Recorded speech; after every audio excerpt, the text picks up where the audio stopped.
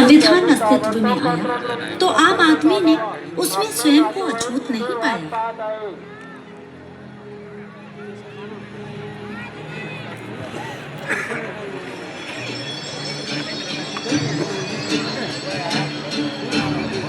क्या वक्त आ गया है भैया, अरे गहरे नत्थू खैरे भी दफ्तरों में काम करने लग गए हैं। हमारे पैरों की जूती हमारी पगड़ी बनना चाह रही है। सही कहा।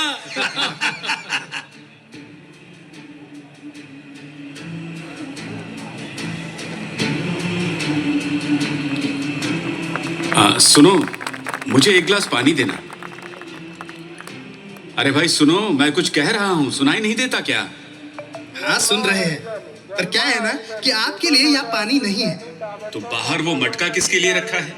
वो आप जैसों को छोड़कर सबके लिए है।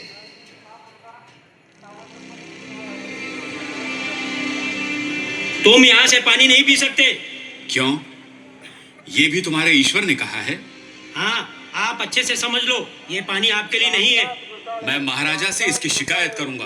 अरे कर लीजिए, महाराजा को इतनी ही पड़ी है आपकी, तो महल से आपके लिए विशेष जल की व्यवस्था कर दे। अच्छा, अब तो मैं ये पानी पीऊंगा ही।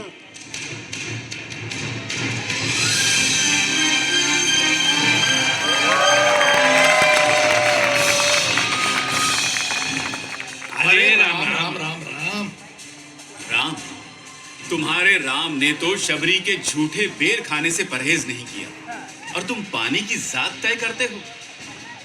लो, मैंने तो मटका छू लिया और उससे पानी भी पी लिया। अब अरे आप तो ब्राह्मण है ना, आपको इतना तो ज्ञान होगा ही कि अशुद्ध जल को शुद्ध कैसे करते हैं। नहीं मालूम? मैं बताऊं? अमेध्या शवा चंडाला मध्या माम संधि दूषिता। महाराज, कभी वृद्धा हरित स्मृति भी पढ़ लिया कीजिए।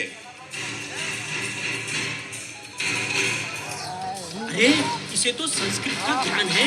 वृद्धा स्मृति, बाप रे बाप, इससे तो बहस करना ही बेकार है पंडित जी।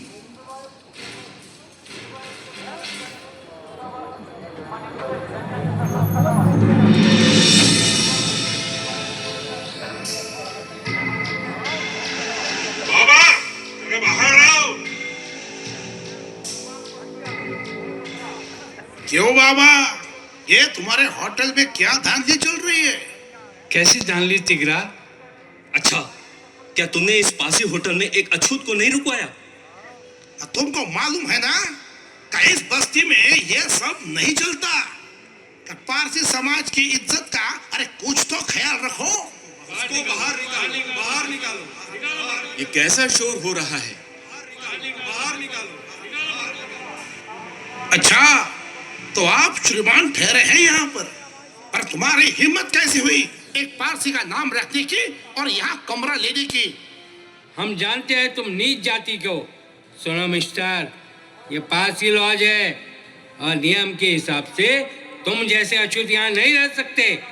उसको बाहर निकालो। बाहर निकालो। दिकरा, सीधे सीधे बताओ, कब लॉज खाली कर रहे हो? बस मुझे एक हफ्ते की मोहलत दे दीजिए, तब तक मैं कोई दूसरी जगह ढूंढ लेता हूँ। बिल्कुल नहीं, आज की रात इस जगह को छोड़ देना, वरना तुझे चलने फिरने के लायक नहीं छोड़ेंगे हम, समझे? समझ गया ना तू अच्छे से?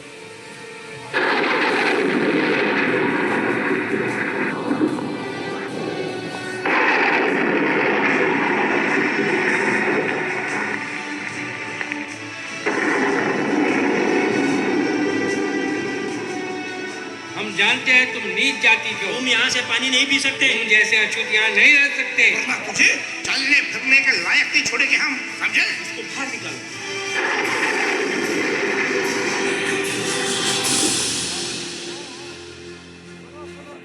पशु से पशुतर जीवन जीना, हर क्षण अछूत होने की वेदना झेलना, इतना पढ़ा लिखा होकर भी अपमान पे अपमान के कड़वे घूंट पीना। भीमराव, क्या तुम अत्याचार के विरोध में केवल श्लोक ही सुनाते रहोगे? केवल होटलों से हमेशा बाहर ही निकाले जाते रहोगे?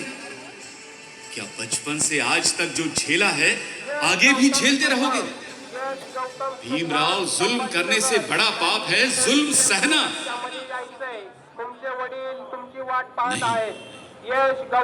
मैं खामोश नहीं रहूंगा। अपने लिए, अपने अपनों के लिए, हर दबे कुचले भारतीय के लिए, अपने हक से वंचित स्त्री, पुरुष और बच्चों के लिए मैं अधिकार का एक धारदार हथियार बनकर वार करूंगा हर गलत व्यवस्था के सौतेले व्यवहार। मैं अभी से प्रण लेता हूं, आज से मेरा संपूर्ण जीवन का प्रत्येक क्षण समर्पित होगा मनुष्य और मनुष्यता के लिए, समाज के बेहतर भविष्य के लिए, मानव अधिकार के लिए, भारत के लिए।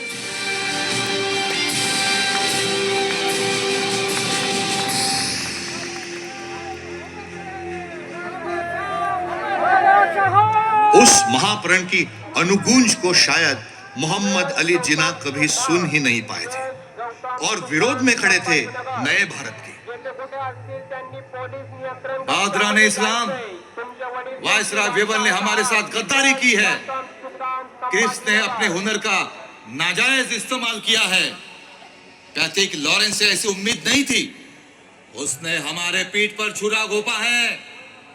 इंसानियत के तमाम पैमाने तोड़कर कांग्रेस को सरकार में शामिल कर लिया गया, जबकि कांग्रेस ने पहले ही साफ साफ इनकार कर दिया था। और ऊपर से तुर्रा ये कि ये सब हमसे इजाजत लिए बगैर किया गया है।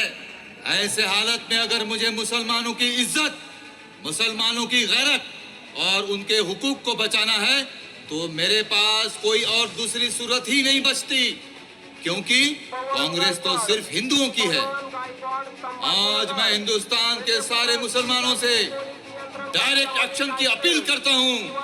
आए अल्लाह के बंदो, अगले जुम्मा मुबारक के रोज 16 अगस्त से हम सीधे आर पार की लड़ाई लड़ेंगे और तभी हम अपने हथियार रखेंगे जब तक हमें हमारी मंजिल मकसूद यानी पाकिस्तान मिल नहीं जाता। कायदे आजम, क्या हमारा ये डायरेक्ट एक्शन अहिंसक होगा? मुझे गांधी की अहिंसा पर जरा भी यकीन नहीं है।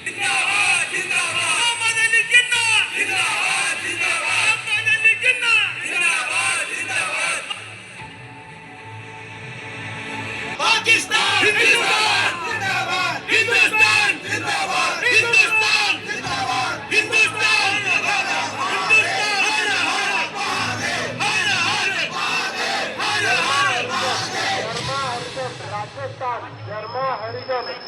बहन रेहाना, राखी बांध दो।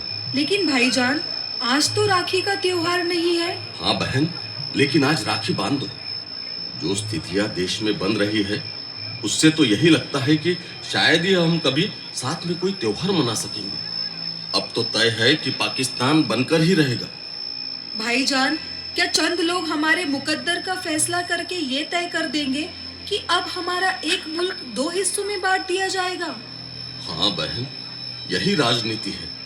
ईश्वर करे जमीन बटे दिल नहीं। इंशाल्लाह भाईजान।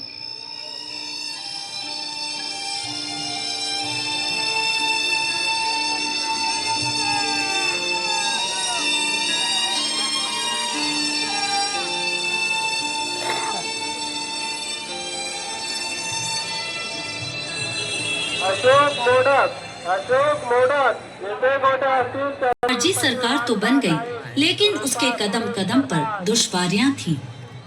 फिर भी 9 दिसंबर 1946 को संविधान के वजूद को दुनिया के सामने लाने के लिए सभी लोकतंत्र के मंदिर मतलब संसद में इकट्ठा हुए मुस्लिम लीग ने जिसका बहिष्कार कर दिया था। डॉक्टर सच्चिदानंद सिन्हा को सभा का कार्यकारी अध्यक्ष बनाया गया। राजनीतिक विरोध के कारण डॉक्टर बाबा साहेब अम्बेडकर का मुंबई प्रांत से निर्वाचित होना संभव नहीं था। इसीलिए जोगिंदर नाथ मंडल और अनुसूचित जाति के अन्य सदस्यों के सहयोग से वे बंगाल से संविधान सभा के लिए निर्वाचित हुए।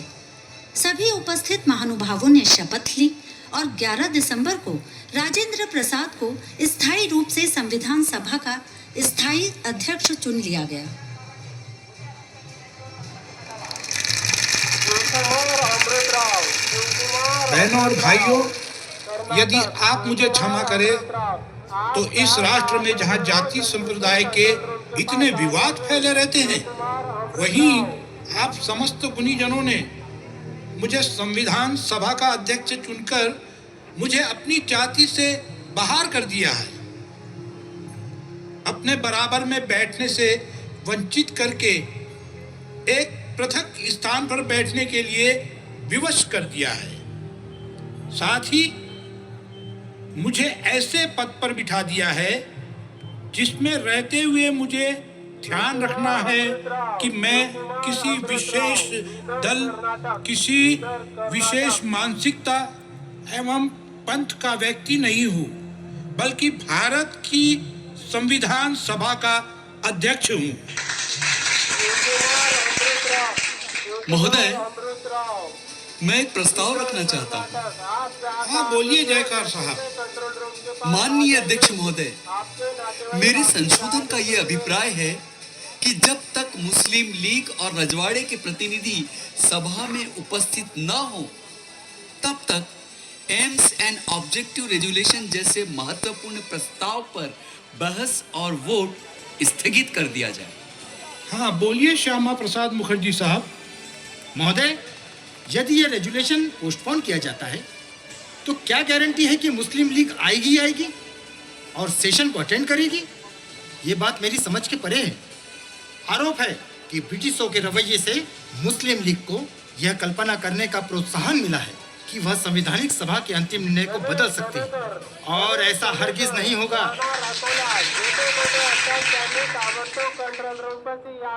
इस प्रस्ताव के विरोध में श्यामा प्रसाद मुखर्जी के बाद पहली बार एक सशक्त विद्रोही सुर गूंजा था। ये सुर देश के उस महानायक का था जिसने इंसान को इंसान होने का दर्जा दिलाया था, जिसने अपने प्रज्ञा कर्म से भारत के संविधान जैसा सबसे पवित्र ग्रंथ लिखकर देश को कृतार्थ किया। तो श्यामा प्रसाद मुखर्जी की स्पीच के बाद जब बाबा साहेब खड़े हुए तो सभा में बैठे सारे लोग भयभीत थे और सबका विचार यही था कि बाबा साहब आम्बेडकर बोलेंगे तो विरोध पर ही बोलेंगे। लेकिन क्या ऐसा हुआ? डॉक्टर आम्बेडकर, इस विषय पर आप क्या सोचते हैं? अरे, ये तो विरोध में ही बोलेंगे और कड़वा ही बोलेंगे। देखना, जयकर की ही तरफदारी करेंगे और मुस्लिम लीग की भी। महोदय, मेरे मित्र डॉक्टर जयकर और श्यामा प्रसाद मुखर्जी ने जो मुद्दा उठाया है, उससे यही निष्कर्ष निकलता है कि मुस्लिम लीग की गैर हाजिरी में इस संकल्प पर आगे निकलना ठीक नहीं होगा। लेकिन महोदय, मुझे इस महान देश के सामाजिक, राजनैतिक और आर्थिक ढांचे के भावी विकास और अंतिम आकृति के बारे में लेश मात्र भी संदेह नहीं है। मैं मानता हूं, आज हम राजनैतिक, सामाजिक और आर्थिक नजरिए से बटे हुए हैं। हम लड़ाकू खेमों का एक समूह है और मैं तो ये भी मानने को तैयार हूं कि मैं भी उनमें से एक हूं। लेकिन महोदय, तब भी मैं पूरी तरह आश्वस्त हूं कि समय और हालात ठीक हों तो इस देश को एक होने से कोई नहीं रोक सकता। मैं निसंकोच कह सकता हूं कि जब मुस्लिम लीग से मुसलमानों का मोह भंग होगा तो उन्हें खुद समझ आ जाएगा कि अखंड भारत ही उनके लिए बेहतर है।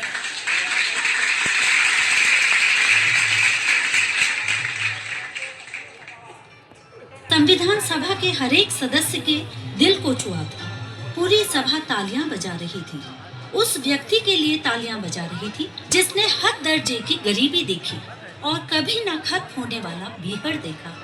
दलित होने के अपमान की जहरीली वेदना से ही पग पग पर विरोध के कांटों को बिछा पाया। जिसने मनुष्यता के दर्जे से खारिज मनुष्य को उसका हक, उसका अधिकार दिलाने के लिए अपनी देह को पूरी तरह परिवर्तन के यज्ञ में झोंक दिया था। ये तालियां संघर्ष के महायज्ञ की भट्टी में तपकर कुंदन हुए उस राष्ट्र नायक के लिए थी जो सबके बाबा साहेब आम्बेडकर है। 21 जनवरी तक